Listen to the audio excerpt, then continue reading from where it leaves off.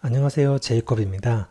이번에는 국내 애니메이터들이 어렵게 생각했던 캐릭터라이징을 쉽게 그리고 어드밴스하게 하는 방법에 대해서 설명드렸던 저번 편에 이어서 이번에는 캐릭터라이즈 이후의 모션을 효과적으로 제어하고 활용할 수 있는 방법에 대해서 설명드리려고 합니다.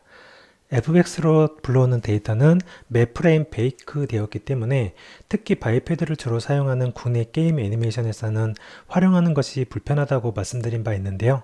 그런데 사실 베이크 되어서 모든 프레임에 키가 들어갔다 하더라도 그 키들을 제어하는 것은 어렵지 않습니다. 국내에서는 너무 바이패드만 사용하기 때문에 어렵다고 생각하는 부분이 있습니다. 그래서 바로 그런 용도로 만들어진 모션 빌더의 컨트롤 리그에 대해서 설명드리겠습니다.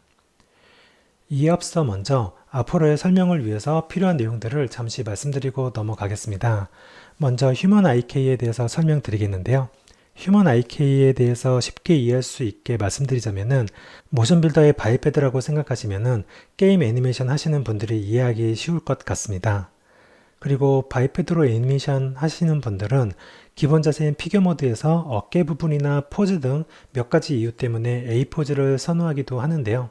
그래도 FBX를 지속적으로 활용할 것이라면 T 포즈에 맞춰서 작업하시는 것이 좋습니다.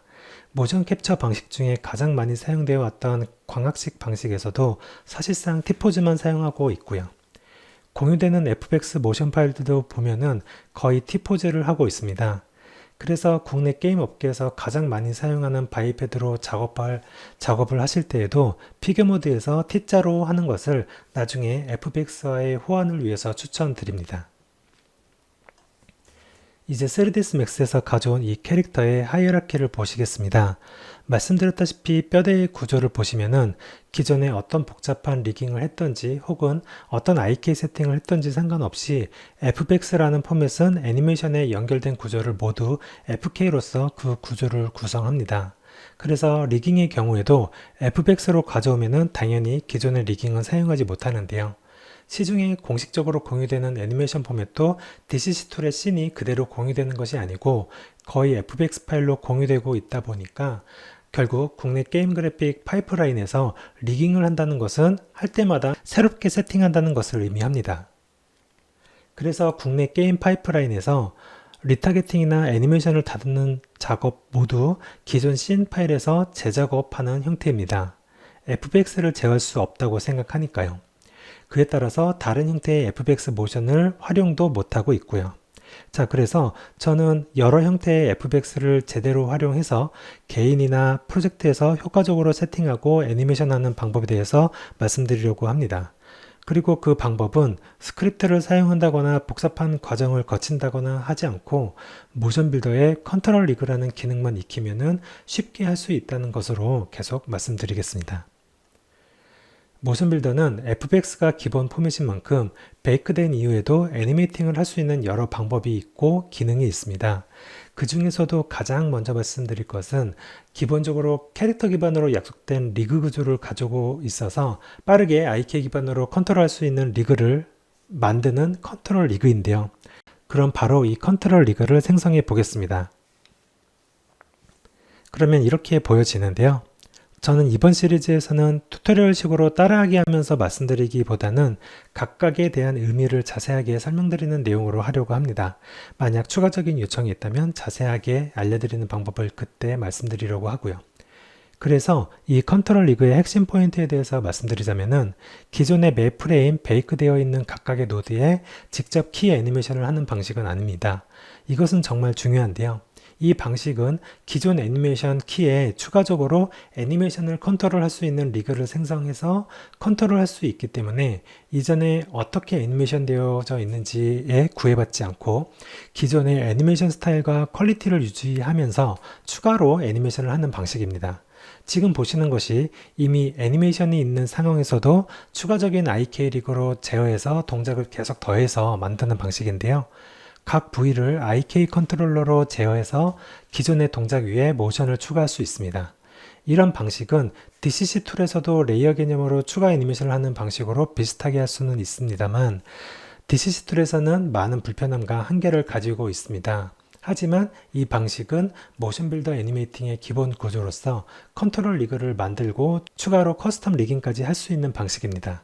쉽고 효율적인 애니메이션도 가능하기 때문에 베이크된 애니메이션을 수정하고 거기에 지속적인 애니메이팅을 하기에도 가장 최적화되어 있다고 할 수 있습니다. 이 방식을 DCC 툴에서는 어떻게 하고 있었는지 기존에 활용하던 방식을 좀 돌이켜보면요. 베이크된 키를 어떻게든 각 DCC 툴에 억지로 맞추고 옵티마이즈해서 재사용하는 방법으로 대체로 활용했었는데요. 그 방법들은 많은 문제를 가지고 있었고요.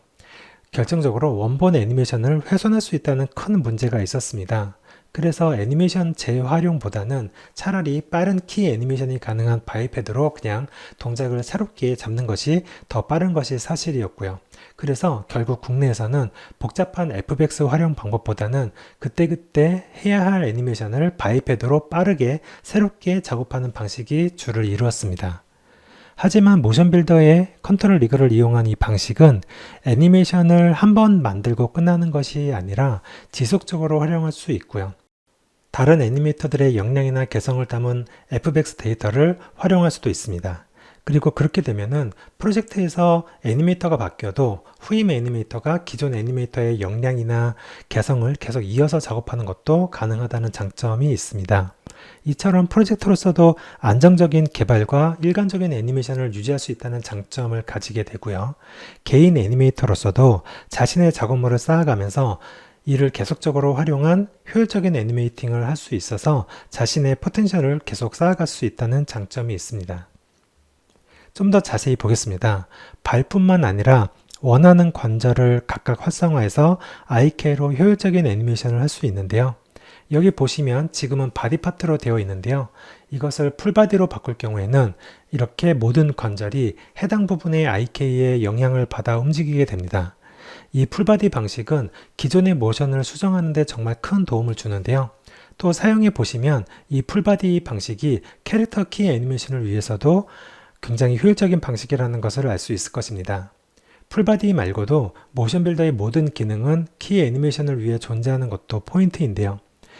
예를 들어서 피봇만 하더라도 모션 빌더에서는 오로지 애니메이션만 하기 때문에 피봇도 딱 그에 맞춰서 원하는 곳에 정확히 피봇을 위치시킬 수 있고요. 또 여러 개를 만들 수도 있습니다. 그리고 애니메이션 할 때 그 피봇들이 동시에 작동할 수도 있습니다. 이것을 포함해서 애니메이션과 관련한 내용은 다음 편에서 계속 말씀드리도록 하겠고요. 그리고 이 컨트롤 리그는 오로지 인간형 캐릭터만을 위한 방식은 아닙니다.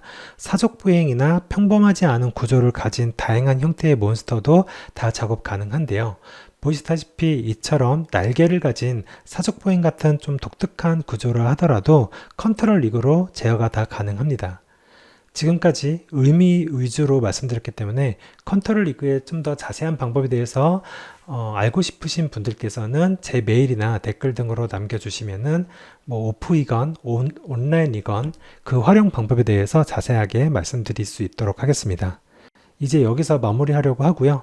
이번 편은 공유 파일을 활용하기 위한 컨트롤 리그에 대해서 설명드렸다면은 다음 편에서는 모션 빌더의 커스텀 리깅을 소개해 드리면서 특징과 함께 왜 모션 빌더의 커스텀 리깅이 최적화에 왜 도움이 되는지에 대해서도 설명드리도록 하겠습니다.